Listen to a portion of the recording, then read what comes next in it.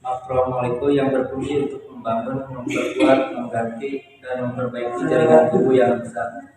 Protein membantu dalam pembuatan antibodi untuk sistem kekebalan tubuh. Membentuk hormon untuk membantu sel dalam mengirim informasi genetika dan mengkoordinasikan fungsi sel bersama organ di dalam tubuh. Komponen sel makhluk hidup terdiri atas bermacam-macam molekul berdasarkan atas ukurannya. Secara umum, molekul yang ada di dalam sel makhluk hidup dibedakan atas dua kelompok, yaitu molekul kecil dan makromolekul. Molekul kecil mempunyai berat molekul kurang dari 1000, misalnya asam amino, bensin, nukleotida, ATP, dan monosakarida, glukosa. Makromolekul mempunyai berat yang sangat tinggi, antara 104 sampai 1012, misalnya protein, asam nukleat, karbohidrat, dan lipid. Ini yang saya akan menjelaskan tentang karbohidrat.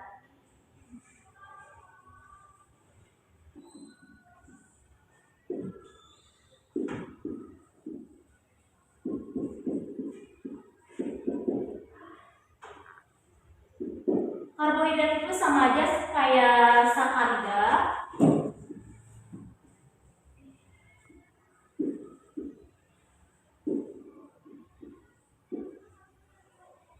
Di mana sakarida diambil dari bahasa Arab, yaitu sakar, yang artinya gula.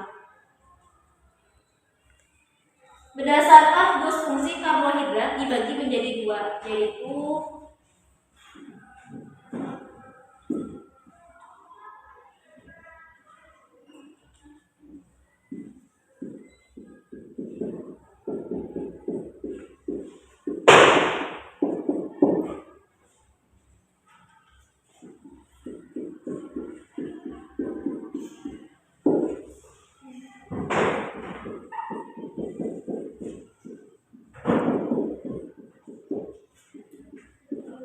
karbohidrat dibagi menjadi dua, yaitu satu polihidrasi aldehida, kedua polihidrasi keton. Dan karbohidrat juga dibagi lagi menjadi beberapa bagian. Satu, monosakarida.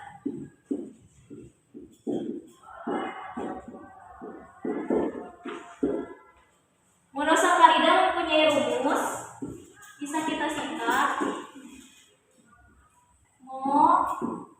guru dalam frutasi.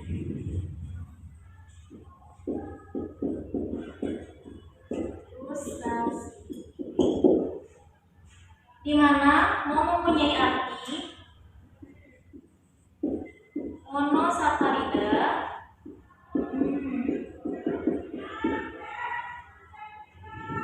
guru glukosa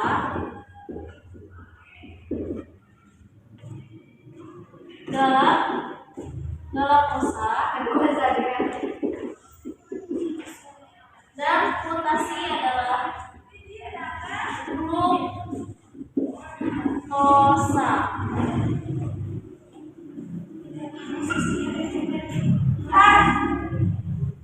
Glukosa sama glukosa bisa kita singkat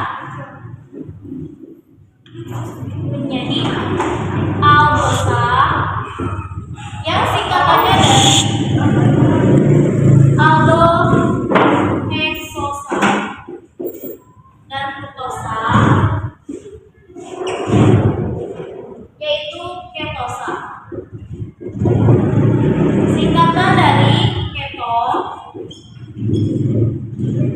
heksasa.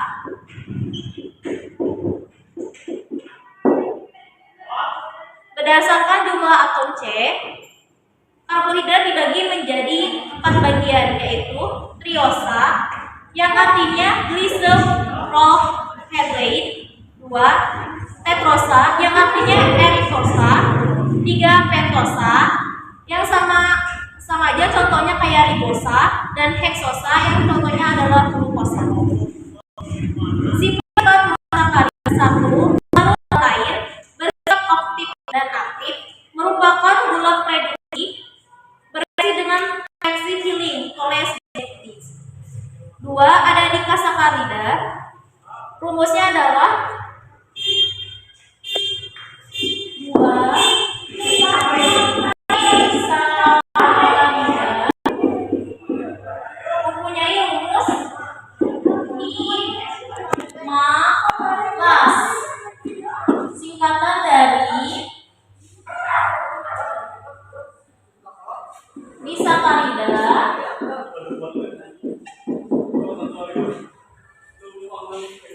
malitosa,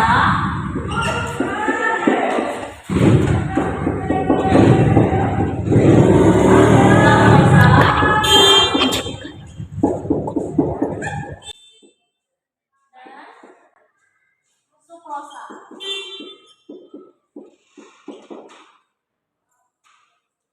Sifat-sifat disakarida.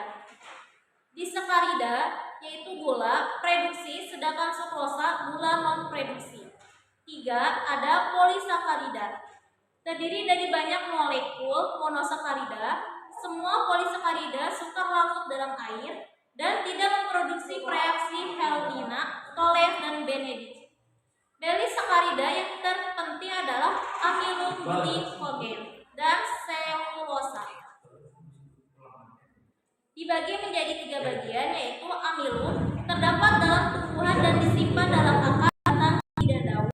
Glikogen, glukosa yang tidak segera digunakan diubah menjadi glikogen dan disimpan di hati atau jaringan otak. Ketiga, ada selulosa, tidak dapat dihidrolis oleh sistem pencernaan manusia dan tidak dapat digunakan sebagai bahan makanan. Protein adalah molekul pembangun sel. Protein tidak memiliki bentuk dan struktur baku karena sel paling sederhana pun memiliki kurang lebih 2000 jenis protein yang berbeda. Tetap dapat melangsungkan kehidupan karena fungsinya beragam protein yang berbeda ini secara sangat harmonis. Protein terbuat dari molekul lebih kecil yang disebut asam amino yang terbentuk oleh beragam kombinasi berbeda dari atom karbon, nitrogen, dan hidrogen. Terdapat 500 sampai 1000 asam amino dalam sebuah protein berukuran rata-rata. Sejumlah protein berukuran jauh lebih besar. Asam amino sebagai penyusun protein memiliki satu atom C yang mengikat gugus COOH dan min NH2 serta mengikat satu atom H dan mempunyai satu rantai samping yang bisa mengikat gugus atau atom lain. Contoh: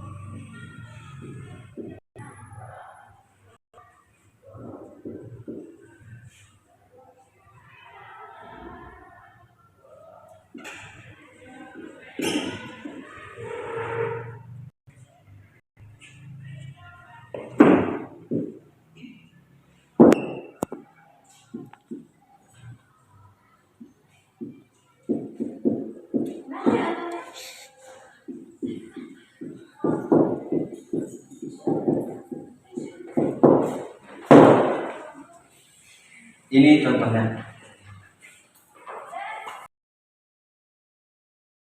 1. Jenis struktur protein. Struktur protein dapat dilihat sebagai hierarki, yaitu berupa struktur primer tingkat 1, sekunder tingkat 2, tersier tingkat 3, dan kuarter tingkat 4. A. Struktur primer protein merupakan urutan asam amino penyusun protein yang dihubungkan melalui ikatan peptida amida. B.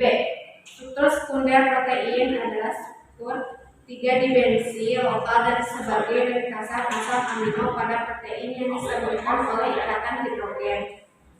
C.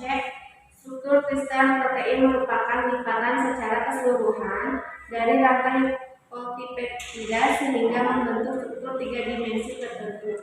Struktur tersier biasanya merupakan gumpalan. Beberapa molekul, misalnya dimer, trimer, atau tertamer, dan membentuk struktur kuartenar. D. Struktur kuartenar protein adalah struktur kuartenar yang menggambarkan sempit-sempit yang berbeda dan dikemas bersama-sama untuk membentuk struktur protein. Contoh struktur kuarter yang terkenal adalah enzim glukosa dan insulin. Contoh yang lain adalah molekul hemoglobin manusia yang tersusun atas 4 sumber. Lipid merupakan senyawa organik berminyak atau berlemak yang tidak larut dalam air, yang dapat diekstrak dari sel dan jaringan oleh pelarut nonpolar seperti kloroform, benzol, atau ether. Lipid disimpan di dalam tubuh dalam bentuk trigliserida. Struktur molekulnya kaya akan rantai unsur karbon min CH2 sampai CH2 sampai sehingga lemak mempunyai sifat hidrofob. A. Asam lemak. 1. Pengertian. Asam lemak merupakan asam monokarboksilat rantai panjang. Ada rumus umum dari asam lemak adalah CH3, CH2, NCOOH atau NH2N plus 1 CO. 2. Jenis asam lemak.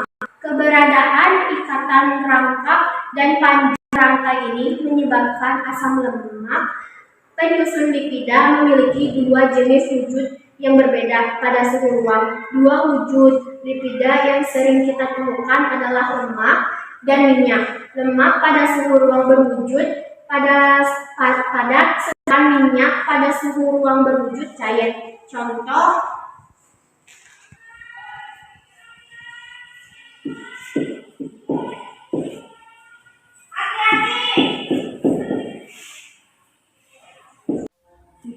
jenis lemak. Secara umum, lemak terdiri dari lemak sederhana dan lemak campuran. 1. Lemak sederhana. Lemak sederhana tersusun oleh trigliserida yang terdiri dari 1 gliserol dan 3 asam lemak.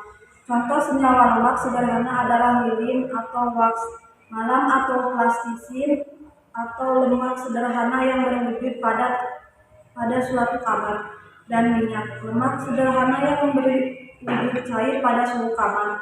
2. Lemak campuran. Lemak campuran merupakan gabungan antara lemak dengan senyawa bukan lemak.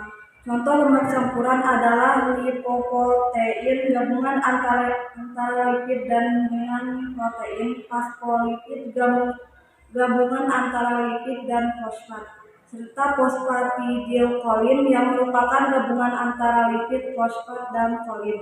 4. Reaksi lemak. Reaksi lemak untuk trigliserida pada prinsipnya memiliki kesamaan dengan senyawa alkena dan ester. Misalnya, trigliserida dapat terhidrogenasi oleh gas hidrogen yang dikatalisis oleh logam nikel atau logam platina. A. Fungsi. Lemak di dalam tubuh mempunyai fungsi. Lemak merupakan sumber energi setelah karbohidrat. Kebutuhan energi tubuh hendaknya dipenuhi oleh konsumsi karbohidrat dan lemak agar protein dapat menjalankan fungsinya. Sebagai zat pembangun, sebagai sumber energi, lemak menghemat protein, yaitu mengurangi jumlah protein yang digunakan sebagai sumber energi. sekian